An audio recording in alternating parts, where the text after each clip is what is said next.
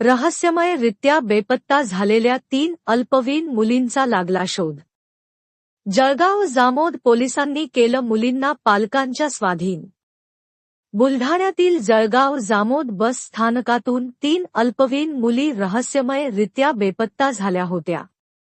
दरम्यान मुलींच्या पालकांनी जळगाव जामोद पोलीस स्टेशनला दिलेल्या तक्रारीनुसार पोलिसांनी अपहरणाचा गुन्हा दाखल केला होता. या प्रकरणी पोलीस अधीक्षक निलेश तांबे व पोलीस निरीक्षक नितीन पाटील यांनी तात्काळ 6 तपास पथके या मुलींच्या शोधासाठी रवाना केली होती.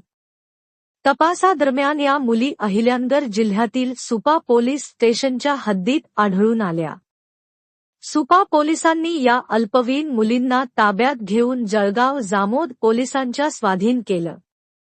रात्री जळगाव जामोदला पोहोचल्यानंतर या मुलींना त्यांच्या पालकांच्या स्वाधीन करण्यात आलं.